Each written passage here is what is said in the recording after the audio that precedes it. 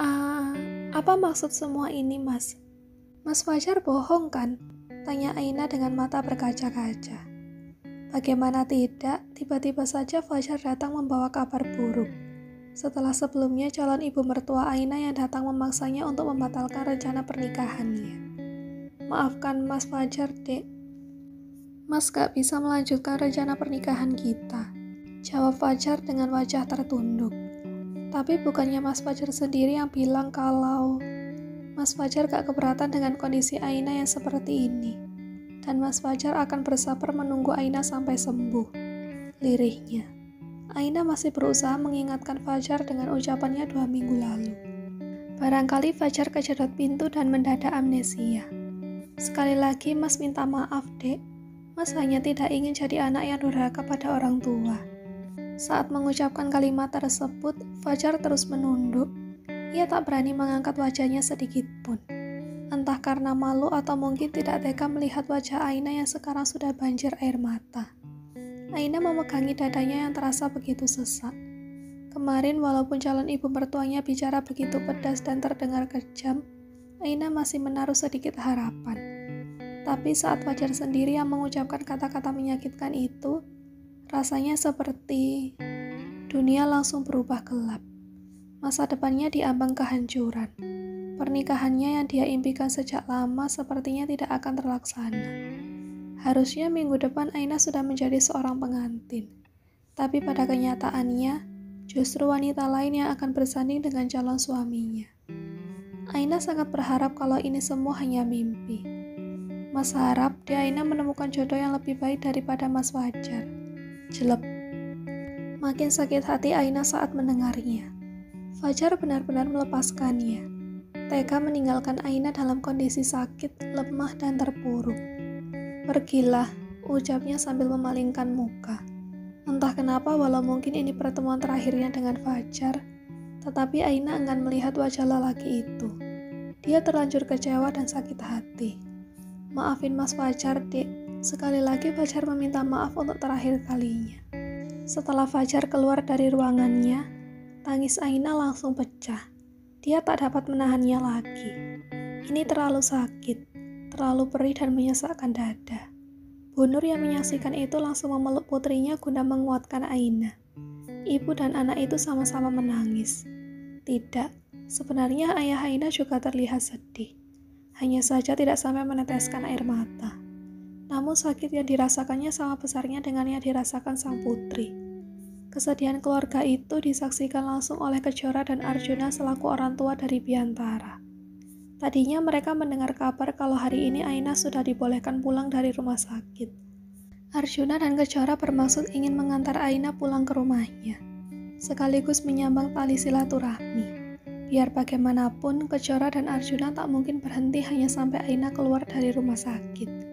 Mereka ingin memastikan kondisi Aina betul-betul pulih dan sembuh seperti sedia kala. Barulah akan merasa tenang. Tetapi melihat semua ini rasanya kegelisahan mereka kian bertambah. Arjuna dan Kejora saling pandang satu sama lain, saling memberi kode lewat mata. Ada yang perlu mereka bicarakan, tapi tentunya tidak di ruangan itu. Lalu saat mereka beranjak keluar dari ruangan itu, tiba-tiba terdengar suara sesuatu ambruk jatuh diiringi pekikan keras. Bapak, Bapak. Arjuna dan Kejora langsung menoleh ke belakang. Ternyata Pak Rudi jatuh pingsan. Arjuna segera membantu, sedangkan Kejora sendiri bergegas keluar memanggil perawat jaga untuk meminta pertolongan. Jadi begini, Bu, setelah dilakukannya serangkaian pemeriksaan medis secara menyeluruh, dengan sangat menyesal saya harus menyampaikan hal ini. Pak Rudi terkena kanker paru stadium akhir. Dan keadaan umum Bapak sudah sangat-sangat buruk. Kita hanya bisa berharap pada Tuhan supaya diberikan jalan yang terbaik. Bu Nur menutup mulutnya saat mendengar langsung ucapan dokter yang menerangkan kondisi suaminya yang masih tidak sadarkan diri itu. Dia benar-benar tak menyangka Pak Rudi menderita sakit parah. Selama ini yang dia tahu, suaminya terlihat baik-baik saja. Bahkan masih bisa bekerja. Walaupun Bu Nur tiba-tiba ingat sesuatu. Pak Rudi sering terlihat kesusahan bernafas. Tapi setiap diajak ke rumah sakit, Pak Rudi selalu menolak. Entah selama ini suaminya itu tahu atau tidak dengan penyakitnya. Tapi rasanya tidak mungkin Pak Rudi tidak tahu kondisi kesehatannya. Jangan-jangan Bapak sebenarnya sudah tahu, tapi Bapak menyembunyikannya dari ibu dan anak-anak. Tapi kenapa, Pak? Kenapa Bapak menyembunyikannya dari kami semua? Apa Bapak tidak mau kami khawatir? Batinnya. Dengan suara lirih, Bu Nur bertanya. Jadi apa yang harus kami lakukan, Dok? Dokter itu menghela nafas pelan. Dalam kasus ini, tindakan medis tidak akan banyak membantu. Saran saya berikan kebahagiaan dan perhatian lebih banyak pada beliau. Mungkin dengan mengabulkan sesuatu yang paling diinginkannya. Bu Nur makin lemas mendengarnya. Dokter saja mengaku sudah pasrah. Jadi apa yang bisa dilakukannya selain berdoa dan mengabulkan keinginan suaminya? Selama ini yang Bu Nur tahu, Pak Rudi sangat ingin melihat Aina menikah. Tetapi, bagaimana Aina bisa menikah? Sedangkan pernikahannya saja dibatalkan sepihak oleh keluarga mempelai lelaki. Aina dicampakkan begitu saja. Bu Nur keluar dari ruangan dokter dengan mata menatap kosong. Ujian dalam hidupnya seakan datang silih berganti. Padahal sebelumnya, kehidupan keluarganya baik-baik saja. Bagaimana kondisi Pak Rudi, Bu? Tanya Arjuna yang menunggu di depan pintu ruangan dokter. Dia ikut cemas dengan kondisi Pak Rudi. Suami saya sakit kanker paru stadium akhir. Jawab Bu Nur terbata. Bibirnya sampai bergetar saat mengucapkannya. Innalillahi, lalu bagaimana? Dokter bilang apa? Maksudnya apa harus dioperasi kah atau... Dokter bilang umurnya tidak lama lagi, Pak Arjuna. Tangis Bu Nur pecah. Arjuna menghela napas berat saat mendengarnya. Miris sekali nasib keluarga ini. Ibu yang sabar ya, saya akan bicara dengan dokter supaya dokter melakukan tindakan terbaik untuk menyelamatkan suami ibu. Ucap Arjuna mencoba menenangkan. Dia bergegas masuk ke ruangan dokter dan menanyakan kondisi Pak Rudi. Kiranya apa yang bisa dilakukannya agar kondisi Pak Rudi bisa membaik dan selamat dari kematian. Namun jawaban dokter tetap sama.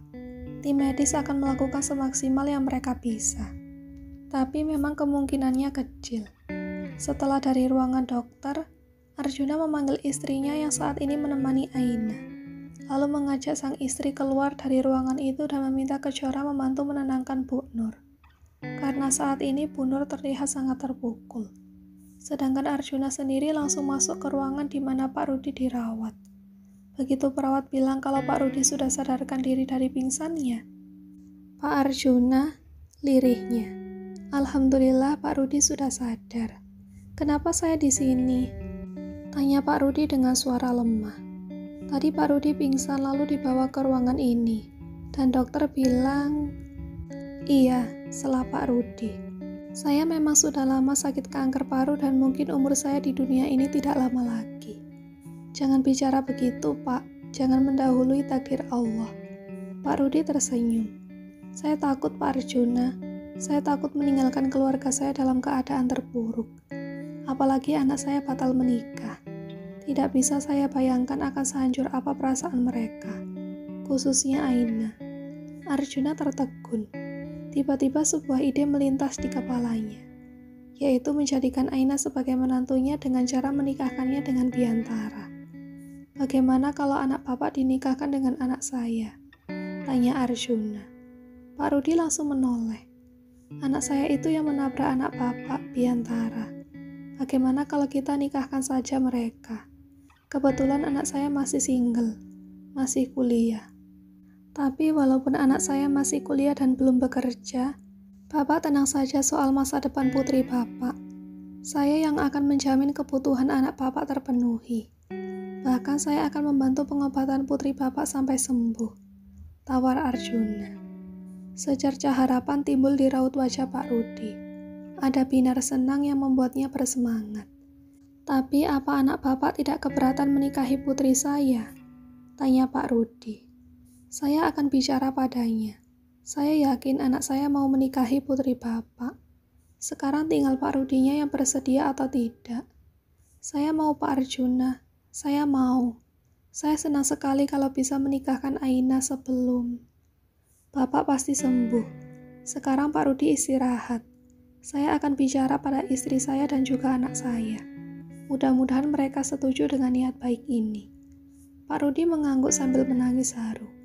Dia benar-benar bahagia karena pada akhirnya masih ada harapan untuk melihat Aina menikah sebelum ajal menjemputnya. Apa? Menikahkan Bian dengan Aina? Tanya Kejora yang begitu terkejut mendengar ucapan suaminya. Iya bun, gak ada cara lain.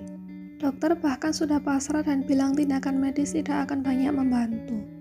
Ayah merasa ini salah satu cara untuk menebus kesalahan anak kita pada keluarga mereka. Ayah tidak tega dengan keadaan keluarga Pak Rudi yang begitu terpuruk. Kejora mengangguk setuju. Bunda setuju. Ya udah, kalau gitu Bunda mau telepon Bian dulu supaya dia datang ke sini. Habis itu kita bicara sama dia. Mudah-mudahan Bian mau. Arjuna mengangguk. Kenapa ayah enggak pernah bilang sama Aina kalau ayah sakit? Kenapa ayah sembunyikan semua ini dari kami? Tanya Aina yang saat ini berada di ruang rawat sang ayah. Aina kelihatan begitu sedih.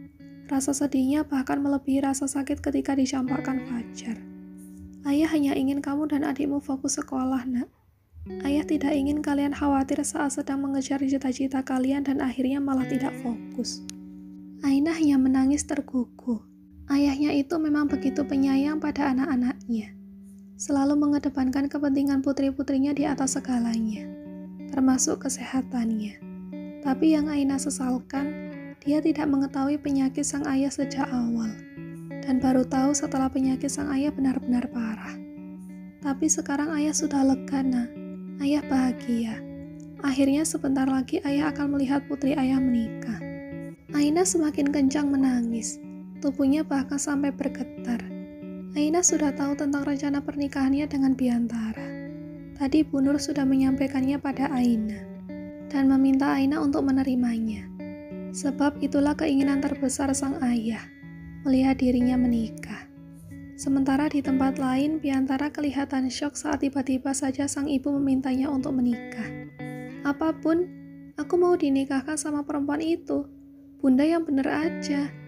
Bunda mohon sayang, ini keadaannya darurat.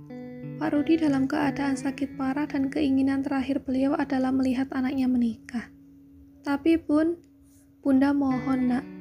Melihat Kejora yang memohon sedemikian rupa, Biantara tak bisa menolak. Walaupun berat, tapi dia juga tak bisa mengelak. Akhirnya pernikahan dadakan itu pun dilangsungkan hari itu juga. Tepatnya saat malam hari dengan keadaan seadanya. Sebab kondisi Pak Rudi kian memburuk, dan tepat setelah ijab qabul selesai, Pak Rudi mengembuskan nafas terakhirnya, meninggalkan keluarganya dalam duka.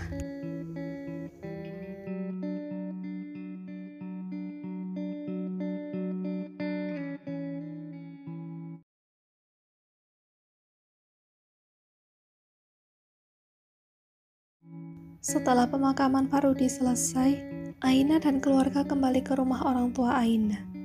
Ya, Aina meminta untuk kembali ke rumahnya karena selain dia sendiri masih berduka, Aina juga merasa sadar diri dengan kondisinya yang belum bisa melayani suaminya, dan masih perlu bantuan dari keluarganya untuk melakukan ini dan itu.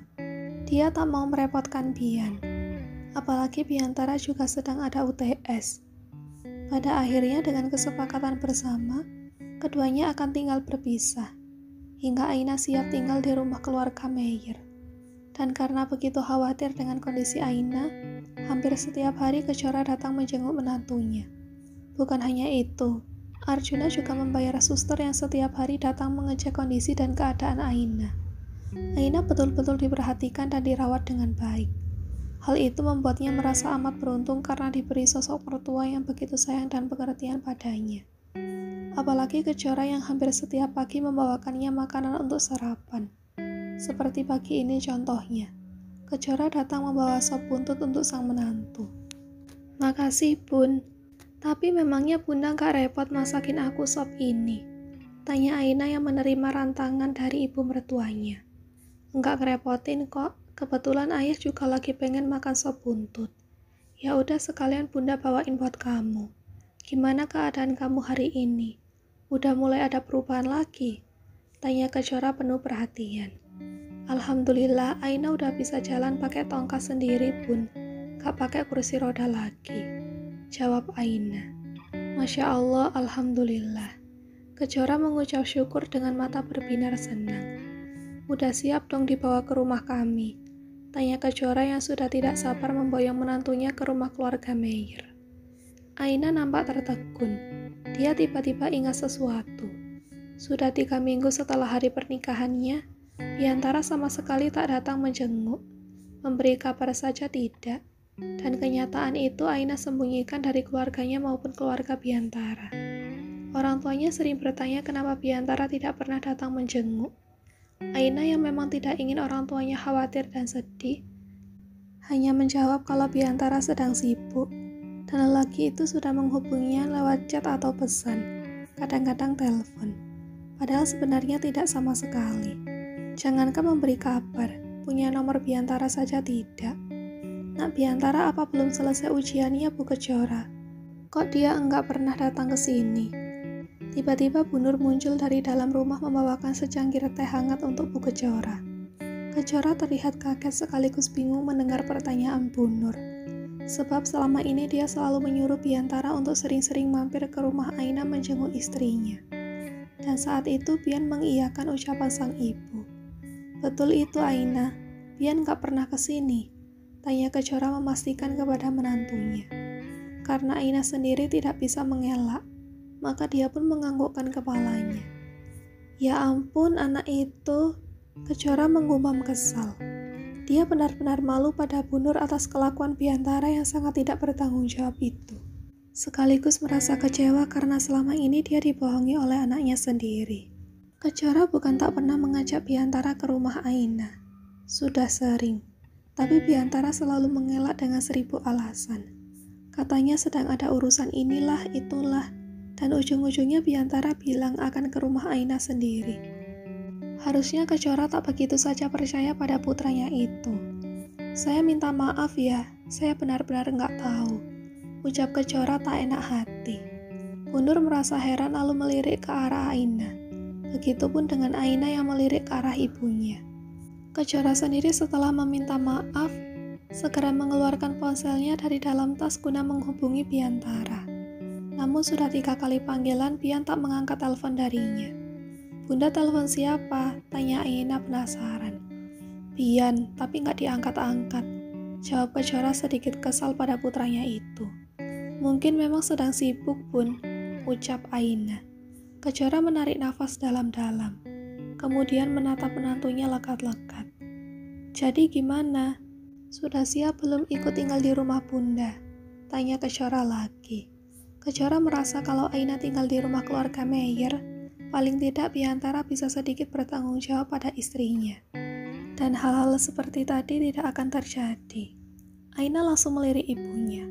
Tidak apa-apa kan Bu Nur kalau Aina saya bawa ke rumah saya? Tanya Kejora. Bu Nur tersenyum. Saya tidak punya hak untuk melarang. Aina kan sekarang sudah jadi seorang istri. Jadi sudah sepatutnya dia ikut suami. Lagian pasangan suami istri itu kan memang tidak baik berjauh-jauhan lama-lama. Jawabnya panjang lebar. Kejora mengangguk setuju. Sudah diputuskan sore ini juga Aina akan pindah ke rumah mertuanya, di kediaman keluarga besar Meyer. Malam hari, Aina sudah berada di rumah keluarga Meyer sejak tadi sore. Tapi sampai malam Biantara belum juga tampak batang hidungnya.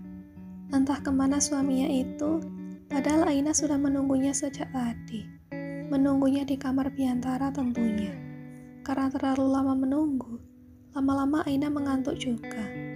Tapi baru saja matanya hendak terpejam, tiba-tiba ada yang membuka pintu kamarnya. Aina langsung bangun dan duduk bersandar di headboard kasur. Dia tersenyum bingung saat melihat yang datang ternyata Biantara. Biantara masih diam di depan pintu, memandangi Aina cukup lama. Barulah mendekat ke arah istrinya yang bercadar itu.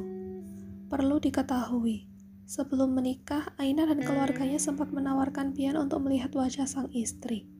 Tapi saat itu Bian menolaknya. Alasannya katanya ingin surprise saat malam pertama. Tapi nyatanya sampai sekarang Bian tak pernah meminta Aina untuk membuka penutup wajahnya. Dan Aina pikir sekaranglah waktunya untuk menunjukkan wajahnya kepada sang suami. Namun ketika Aina baru saja menyentuh kancing cadarnya, Biantara melarangnya. Tidak perlu dibuka. Aku sama sekali tidak berminat melihat wajahmu. Kalau perlu, malah jangan membukanya di depanku. Lanjutnya dengan ketus. Aina tentu terkejut. Tapi kenapa? Tanya Aina heran. Bian malah melengos lalu melepas jaketnya dan mencantolkan di gantungan pakaian dinding. Tapi setelah itu dia kembali lagi berjalan ke arah kasur. Kita sama-sama tahu kalau pernikahan ini terjadi karena sebuah keterpaksaan dan keadaan darurat. Ya, memang keadaannya darurat. Tapi kalau keterpaksaan, aku sama sekali gak merasa begitu. Aku ikhlas dan gak merasa terpaksa. Jawab Aina cepat. Itu kan kamu. Kalau aku sebaliknya. Aku dipaksa nikahin kamu dan aku merasa terpaksa dengan pernikahan ini. Dek. Jadi ini alasan dia gak pernah ngabarin aku pas kita tinggal terpisah. Jadi karena dia merasa terpaksa saat menikahi aku. Terus apa mau kamu? Tanya Aina yang sudah tahu akan kemana arah pernikahannya ini. Ya, dia yakin sekali. Cepat atau lambat mungkin Bian akan segera menceraikannya. Mau aku ya jelas cerailah. Tapi nggak bisa, karena Bunda ngelarang. Jawab Bian dengan begitu enteng. Kalau soal itu kamu tenang aja. Aku yang bakal bilang sama Bunda Kejora. Biantara malah tertawa mengejek. Aku kenal Bunda. Dia orangnya nggak tegaan. Jadi mana mungkin dia izinin aku menceraikan kamu dalam keadaan yang masih begini. Ucap Bian sembari melirik ke arah kaki Aina. Aina merasa dadanya semakin sesak. Merasa Bian sedang mengasihani dirinya. Aku nggak perlu rasa kasihan dari siapapun. Aku bisa sembuh walau tanpa bantuan keluarga kalian. Jadi aku rasa berpisah adalah jalan terbaik. Aina berucap dengan tegas. Dia tak mau kelihatan lemah di mata siapapun lagi. Dia harus menunjukkan kepada semua orang bahwa dia bukan wanita lemah yang mudah ditindas. 1 tahun setelah itu kita bercerai. Biantara menyodorkan tangannya. Aina sama sekali tidak menerima uluran tangan itu. Dia justru miris melihat akhlak Biantara yang sangat jauh berbeda dengan akhlak orang tuanya, terutama Kejora, ibu mertuanya yang begitu soleha. Pernikahan itu bukan sesuatu yang bisa dimainkan. Kalau tidak cocok ya udah bercerai. Allah kasih jalan yang halal, kenapa kamu malah memilih jalan yang haram? Ucap Aina penuh penekanan. Nggak perlu banyak omong. Ikuti saja apa mauku. Setidaknya kamu ingat satu hal. Bapakmu itu nggak bakal mati dengan tenang kalau nggak karena aku yang nikahin kamu. Jelek. Kali ini Aina sudah tidak tahan ingin segera menampar mulut kasar Biantara. Tapi begitu melayangkan tangannya, Bian langsung mencegahnya. Wanita lemah seperti kamu gak bakal mampu ngelawan aku. Ucap Bian sembari menghempas kasar tangan Aina. Lalu dia masuk ke kamar mandi meninggalkan Aina yang kelihatan sangat syok. Astagfirullah, ya Allah kenapa ujian datang silih berganti. Aina memegangi dadanya yang sakit. Dia benar-benar tidak menyangka kalau Biantara ternyata sekasar itu. Kenapa terjadi lagi? Kenapa nggak ada satupun laki-laki yang mau menerima aku? Apa salahku ya Allah?